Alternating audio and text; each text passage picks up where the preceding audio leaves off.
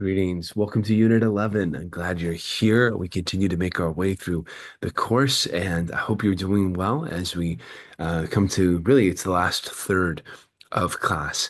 And just grateful for your journeying together on this class so far, in this class so far, and hope that it's helping, and I hope that things are beginning to come into place in terms of having an understanding of the nonprofit field and how grant writing and strategic planning and all of these components we've been talking about fit into this larger view of how to serve and care for, especially nonprofit organizations.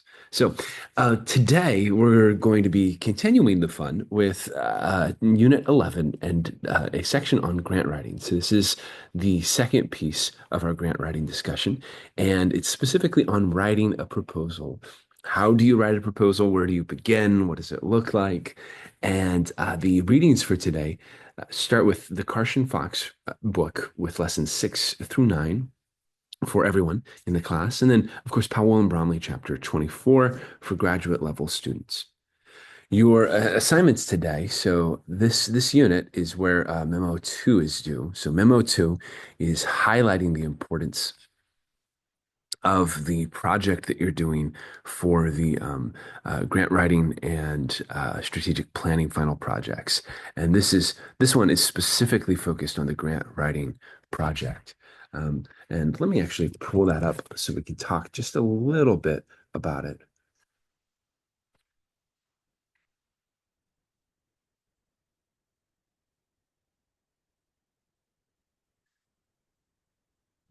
So the big thing here as we as we look at this memo. So again, this memo is about your grant writing assignment, which is the second of the two final projects.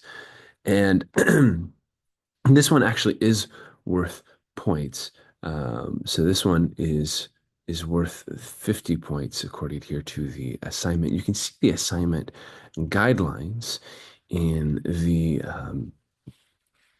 if you go over to the Canvas course page and you go to Unit 15, you'll see all of that information there, and it's really helpful to review. But what Memo 2 is doing is really giving us a sense of the direction of the project and how it's coming along, right? So your Memo 2 should be it's got a couple outputs here. So first is, why have you chosen a particular grant? So this is you're looking for a grant for this project, and it needs to be a real life grant, right? A grant opportunity, and you need to include a copy of the actual grant requirements and specifications along with the memo, right? And then and that might all be online. And if so, you can include a link for me, but just make it clear what that link is, that it leads to that additional information. And your memo should also mention the basic ways that the grant fits your project. It need not be detailed, but it needs to include a general overview of why the grant is a good fit for the organization you selected in memo 1. And the again, this is due by 11:59 here at the end of this unit, and it's worth 50 points. But really, what I'm looking for is to see that you've chosen a grant that makes sense for your organization, that you're connecting it to the needs of your organization that you analyzed during your strategic planning assignment, and that it's a good fit for what you're doing, that it's achievable, that it's something that can form the basis of this assignment, right? The grant that you're choosing to hypothetically apply for on behalf of your organization. Does that make sense? Great. Well, if you have questions, please talk to me, and I'd be happy to give more direction or just hear any questions you might have. But otherwise, I think that should get you started on the right track. And I'm excited to read these. I think this is always one of my favorite parts of this class, is getting to read these grant proposals and these grant memos, because it shows that you're connecting things to how you can help an organization, to the kinds of resources that might be out there. All right, so of course, there's Memo 2. You have the instructor lecture here, the group presentations, discussion board, posting, reading quiz, and the group 1 is doing the presentation for Unit 12. So if you have any other questions, please let me know, but I think that'll get you started on that. why don't we go ahead and jump into our lecture here for the day? I'm going to go ahead and bring the screen up in just a second while I bring the PowerPoint up. So I'm going to share my screen with you. Here we go. And there's the screen. And now we're going to present. All right. So, writing a proposal. What goes into writing a grant proposal and how you get started? This is so timely for what we're doing in terms of our assignments and the grant writing project that you're working on. I hope that this information here helps. These chapters, chapters 6 through 9 of the book that we've been going through, are really helpful in that they give a practical set of answers to questions you might have as you're writing a real life grant. And I think they provide some really actionable coordinates, whether you've done grant writing before or this is the first time you've ever even kind of thought about it. It gives you an entry point to begin thinking about writing a proposal today. All right, so before you write a word here, these are the 12 basic rules. Before you write a word of your proposal, make an outline. Now, this is a really helpful starting point. So when I'm teaching public speaking or basic kind of writing courses, I am always going to tell you, hey, start with an outline because an outline can organize your thoughts. It can help provide this roadmap for understanding where you're starting, where you have to go, and how you get to a final destination that you want to take your audience, whether that's speaking in public, whether that's writing an essay or writing a grant, right? You have this journey that you're going on with your audience. And writing an outline helps you to be intentional about that. Now, that's not to say that your outline won't change while you're writing. I've definitely done that. In fact, I did that for my our conversation here today. I changed my outline. Our outlines change and shift and evolve, but if they don't exist to begin with, then it's really hard to have a way of intentionally growing or being responsive with where you're going in terms of your grant.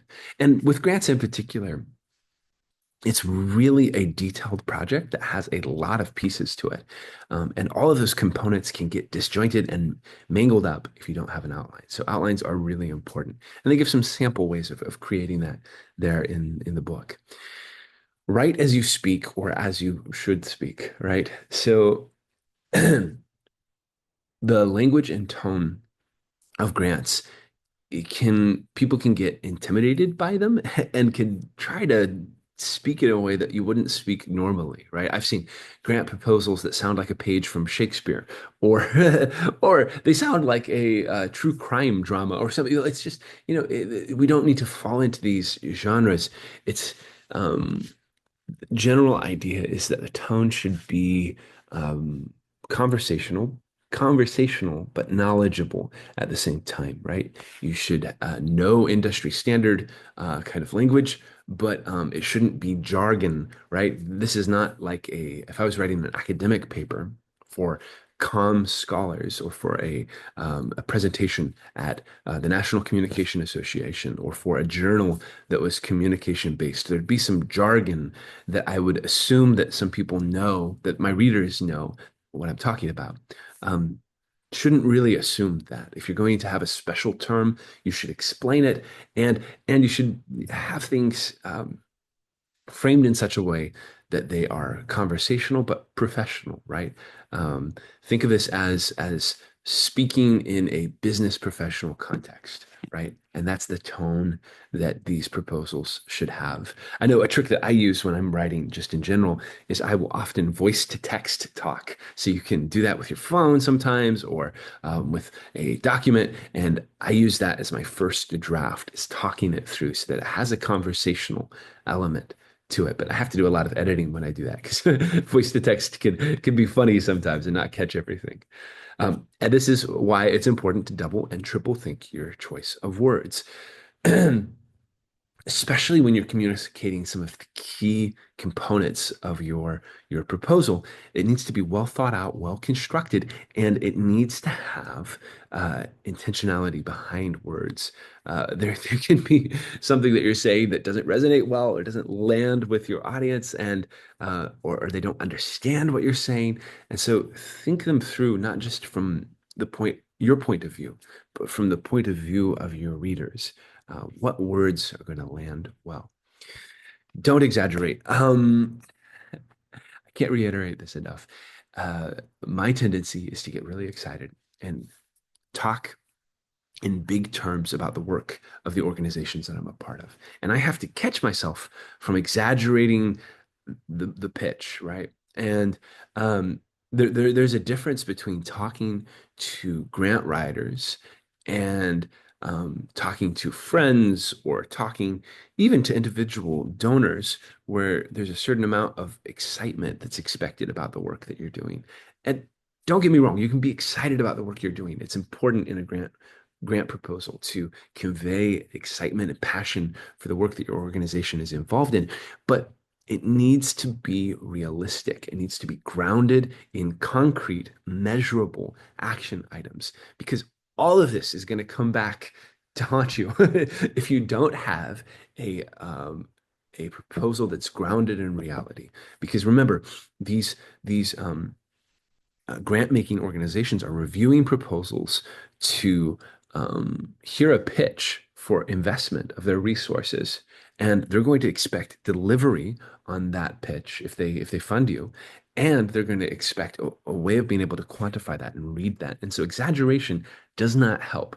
Even if it helped you win the grant, it could totally mess everything up later as you're trying to report and show deliverables because it has to be based in reality. So catch yourself if you're exaggerating and stop it. I have to do that all the time. Buy a grammar book and use it when in doubt, and even when you're not in doubt, right? So for me, commas are the bane of my existence. I misplace them all the time, and I've gotten better over time as a writer, but I still have times where I'll put a comma in the wrong place, or throughout my academic journey and from the time I was learning to read at 6 or 7, I found I had dyslexia, and so it's mild form of dyslexia, but letters switch places for me as I'm writing. And so I have to be really careful to make sure that things are spelled correctly, the commas are in the right place, and all of that communicates professionalism. That's the why is these readers are looking for what organization kind of comports itself in the most professional way. And grammar goes a long way to communicating that especially when it's on paper, right? Another tip here, this I think this was written before a lot of the really robust spell check type AI powered tools were in existence. And I think this is where artificial intelligence is probably the most helpful right now is in being able to check your work, right? So things like Grammarly and others, those provide really robust tools for being able to tell you when you should be using a particular phrasing of a word or other things like that, right? So invest in tools that help you to convey a professional kind of attention to formatting and grammar. Okay, so moving over here to 6. So they also say get a dictionary and a thesaurus while you're at it, right? Having an expansive language that is formatted correctly and means what it's saying, that's important. Stick to the active voice. Try not to put anything in a passive tense if you can help it. Keep it active, keep it alive, keep it engaged. This communicates forward movement and is more interesting for the reader. Keep your voice out of it. So I have a dramatic voice, a voice that tends to exaggerate, that has all these different quirks to it. I like to be, I would tell dad jokes over and over again, one after the other if I could, because I think they're hilarious. But that's not the place for it, right? A grant writing is meant to convey the professional tone of your organization. You'll see sometimes in marketing brand guidelines. There will be samples of what an institutional organization's voice should sound like. It usually is a paragraph or two that talks about the tone and gives an example of the kind of language and kind of tone that an organization strikes. That's the voice you should be writing with in this grant proposal, one that's professional and one that embodies the voice of your organization, right? And not your voice. So that's important to keep in mind. Yeah, limit the yawn adjectives. So really, we're looking for this is not a uh, thriller or a fairy tale or a story. This is something that's someone's who is reading this is not going to think it's quaint when they have to make their way through, 50 pages of storytelling for a grant proposal that really could be summed up in 15. It's these people are short on time, as all nonprofit kind of people are, and they are reading quickly to try to make decisions about the best investment. And so, limiting adjectives, limiting descriptors, keeping it succinct and to the point is important. It's not personal. This whole kind of process is meant to be impersonal, right? Although relationships with these funders help, they're trying to judge the projects based on the merits of the projects. And so keep that in mind that this is not a personality contest. This is not a popularity thing. It's really about what proposal is going to best serve the needs of the community and how do you make that case. Brevity is not always the soul of wit. So you need to actually say what you're trying to say, communicate it. I've seen some writers who run towards, whereas I'm really wordy and I can expand something infinite into infinity. I know some people that speak in monosyllables. I have a friend who I'll send a big, huge question. This is actually a former boss, and we're texting because he likes to text, and he'll respond with monosyllables. Like, I'll start my text with, "How are you? I hope you're doing well. Hope the weekend was a good one. Here's a list of all the things we're doing today, and here's 10 questions." And then I'll get back a response that says, "Yes." Right. It's funny, but it doesn't always work when there might be more that's needed than just yes. So say what you actually need to say and then prove it. Show how this grant is going to meet its goals. Have systems for reporting mechanisms for being able to measure the goals that you lay out in the grant proposal over time. How are you going to be reporting this? And often this may be something that's mandated by the grant making organization. They may have built in these kind of reporting check-ins, but you need to be doing the due diligence of gathering this information for your organization yourself and packaging it into reports for them, but also showing how you take data seriously and you take measurement of success seriously as you're executing these projects. Okay, I hope those help. The 12 basic rules. We'll keep talking about them as we go along.